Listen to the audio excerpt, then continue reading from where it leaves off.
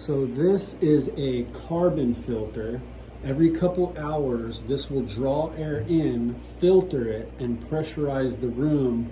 And this thing is such a high quality filter.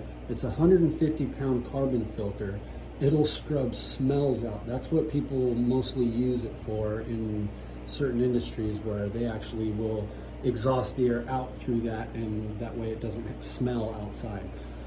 But that is the intake here. So it draws fresh air in every couple hours, and it'll pressurize the room.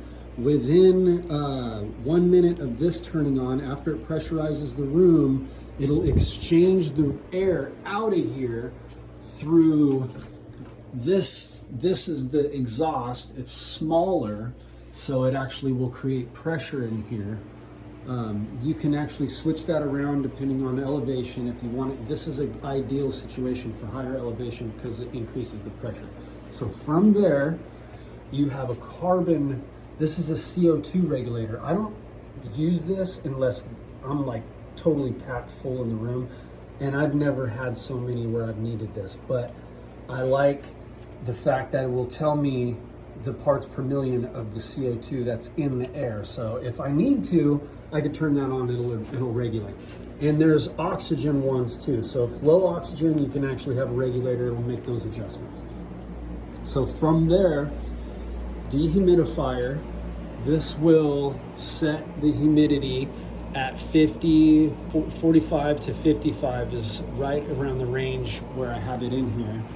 And then this is an air pump. It's not fully hooked up yet, but has aeration stones in all the tanks. The tanks will it'll actually keep aeration in there, reducing the chances of anaerobic bacteria forming.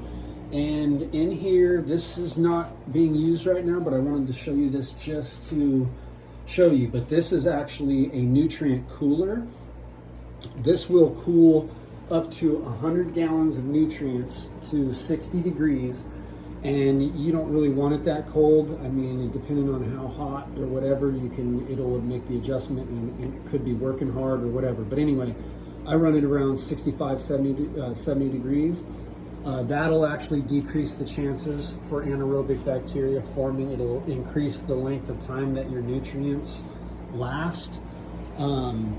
And then from there, you have the air conditioner. This will control the temperature, like because of the heat. And this is Southern California, so I don't have to worry about getting too cold. The lights will heat the room plenty, so even when it's cool out. And this system's getting completely redone. I'm getting this is going to be standard in here. The tanks will have it'll be fully modular, to where I can just disconnect the tank, slide a clean one underneath it, hook it up, be done. And they all have their own tanks. I might change it in the future, but for now, that's what it is. As far as environmental controls goes, that's what I have, that's what I run. There's a few other things that you can do to adjust for elevation. And again, this is a kind of a neutral standard environment. Different varieties are going to like different types of things, different heated germination, different, though they might be stunted by an environment another variety would thrive in. But you can make adjustments that way. You could actually have heat mats. I could slide heat mats right underneath the tray, and I can have a little bit hotter in this section if I wanted to. I don't need to do that, but that's another variable you could do to actually increase the different available varieties you can grow. You can grow more things in one space by controlling different things like that. Sorrel coming in real nice. Look at that, beautiful. Just kidding. More sorrel right here. We got wasabi. And lights do a thing too, like amaranth. Amaranth doesn't really care for fluorescent, but because I run 2, it'll do all right. What is this one? Probably broccoli. Up here we have peas, more amaranth. And let's see what we got up here. I think we got sorrel germinating. more sorrel. We got fenugreek. And, I don't know what those are. Wasabi, cilantro, bull's blood beets. And then these are gone outside from my winter garden. That's arugula. And then right here you have green leaf lettuces. Here you have sweet salad mix, way overseeded. And then this is China gold cabbage. It's weird that I did that over there in the corner. But and then this is sorrel down here, cilantro a little further along. And these are LED lights. This is another thing. You actually can control the lankiness of your plants by increasing the light. It also increases the temperature. This acts like a heat mat for the tray above, so you can grow a different variety above it and actually be in the same environment. These are pea tendrils. And got bull's blood beets down here.